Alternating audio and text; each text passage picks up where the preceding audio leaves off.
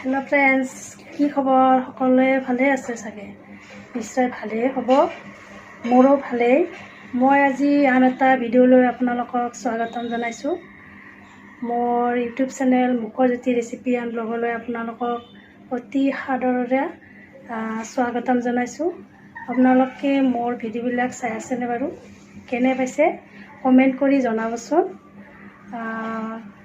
আজি মই আপোনালোকৰ লগত এটা ৰেচিপি শ্বেয়াৰ কৰিম বুলি ভাবিছোঁ বেলেগ আৰু ভিডিঅ'টো দীঘলীয়া নকৰোঁ বেলেগ নেদেখাওঁ ৰাতিপুৱা সকলো কাম কৰি গা পা ধুই আহিলে মোৰ চুলি ভিজাই আছে অলপ শুকাইছে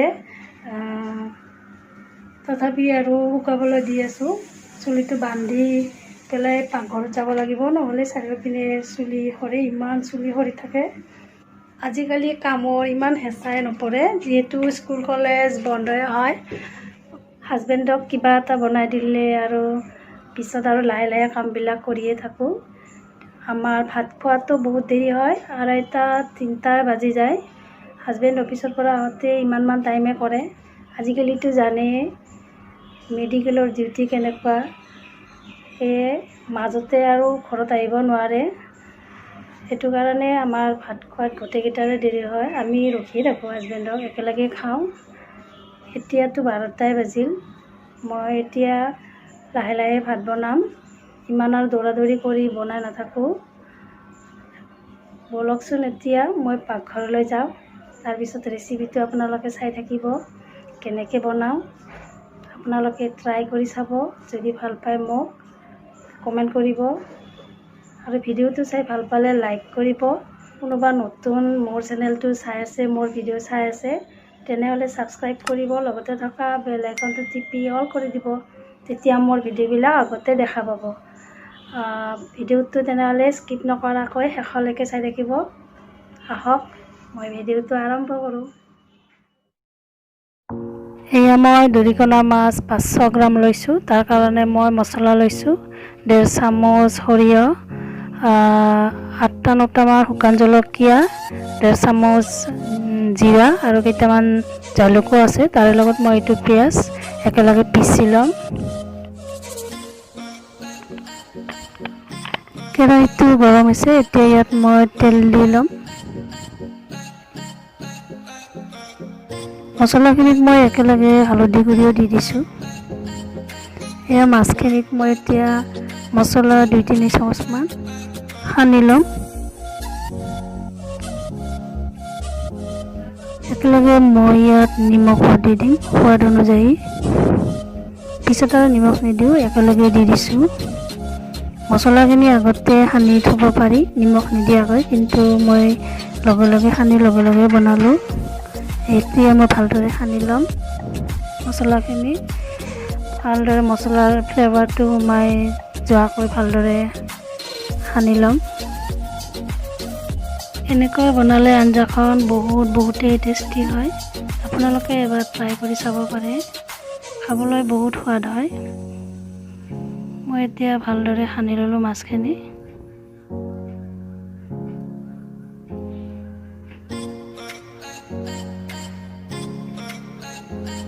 মই এটা ডাঙৰ আলু দীঘলকৈ কাটি লৈছোঁ এইখিনি মই এতিয়া ফ্ৰাই কৰি ল'ম 2 মিনিটমান মই ফ্ৰাই কৰি ল'ম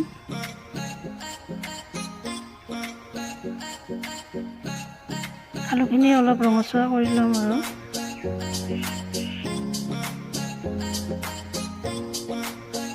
এতিয়া উলিয়াই লৈছোঁ আলুখিনি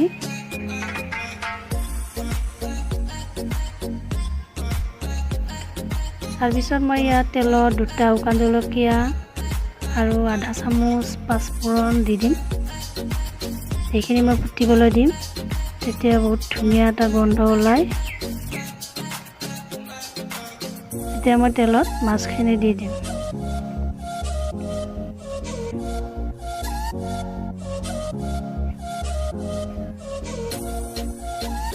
ভালদৰে চাৰিওপিনে মাছখিনি দি দিম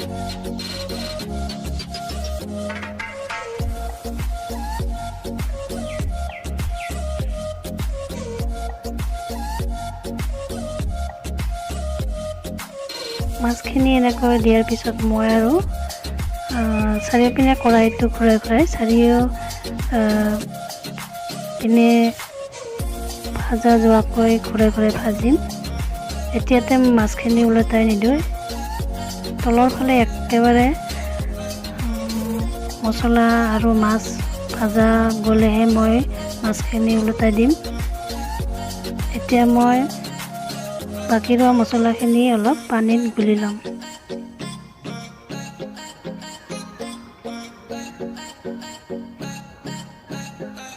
একেলগে যিখিনি পানী লাগে একেলগে দিব পাৰি, কিন্তু মই অলপ পানী দি এতিয়া গুলি লৈছোঁ, পিছত আৰু দি দিম।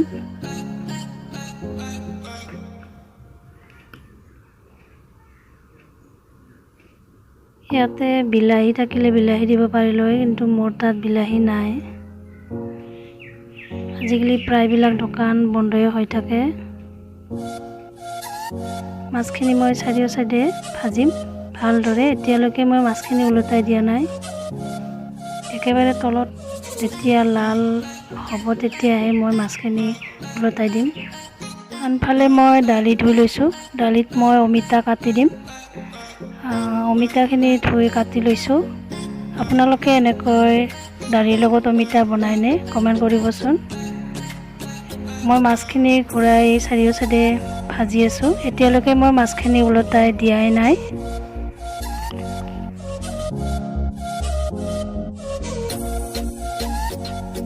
মাছখিনি ভাজা গৈছে তলফালে। এতিয়া মই অলপ অলপ কৰি ওলটাই দিওঁ।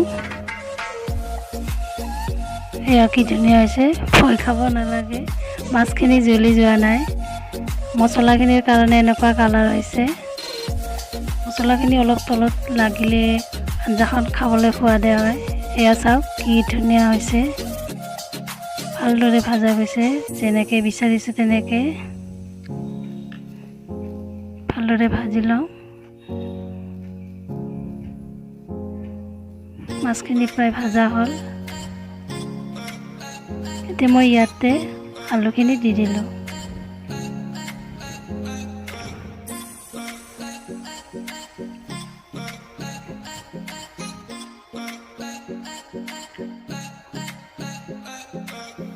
তাৰপিছত মই গুলি থৈ দিয়া মছলাখিনি এতিয়া ইয়াতে দি দিম।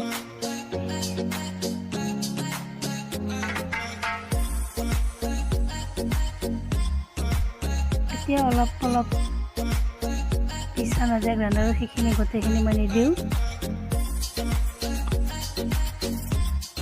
আঞ্জাখন মই বেছিকৈ জোল নবনাওঁ, অলপ গ্ৰেভি কৰি ৰাখিম, সেয়ে মই বেছিকৈ পানী নিদিওঁ। আৰু অলপ পানী দি ল'ম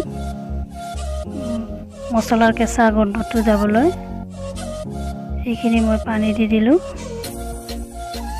বেছিকৈ নিদিওঁ। আৰু নিমখো দিব নালাগে, আগতে নিমখ দিয়েই দিছোঁ।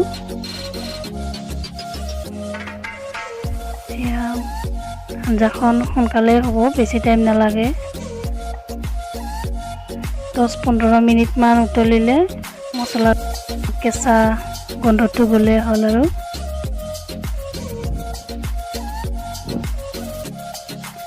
আনফালে মই দালি বহাই দিছোঁ। দালিৰ লগত অমিতা দি একেলগে ভাজি পেলাই বনাইছোঁ আৰু একেলগে ভাজি লৈছোঁ।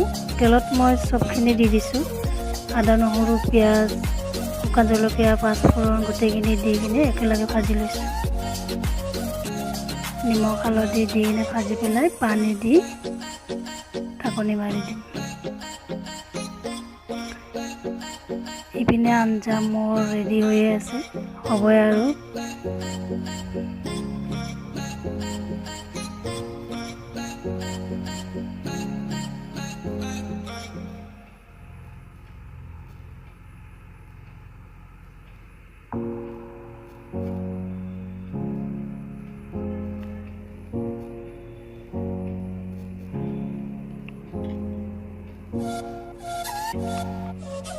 দালিখনত ঢাকনি লগাই দিওঁ আৰু এটা চিটি মাৰিব দিম। দালিখন হৈ থাকক। এইপিনে মই আঞ্জাখন চাই লওঁ। আঞ্জাখন প্ৰায় হ'বৰে হ'ল। এয়া চাওক কি ধুনীয়া হৈ গ'ল, পানী প্ৰায় শুকাইছে, আঞ্জাখন গ্ৰেভিৰ নিচিনা হৈ গ'ল। এতিয়া শেষত মই 3টা কেঁচা জ্বলা দিছোঁ, কেঁচা জলকীয়া। তাৰপিছত মই অলপ জিৰা পাউডাৰ ছটিয়াই দিম আৰু 1 মিনিটমান সময় লৰাই দি পেলাই আঞ্জাখন মই নমাই দিম।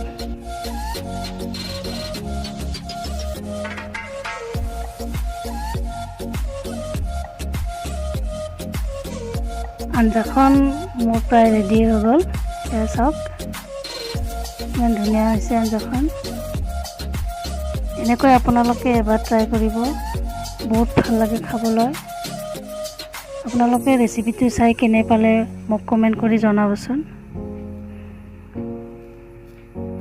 আৰু যদি ভিডিঅ'টো চাই ভাল পালে তেনেহ'লে লাইক কৰিব। ভিডিঅ'টো শেষলৈকে চোৱাৰ বাবে আপোনালোকক অশেষ ধন্যবাদ। আজিলৈ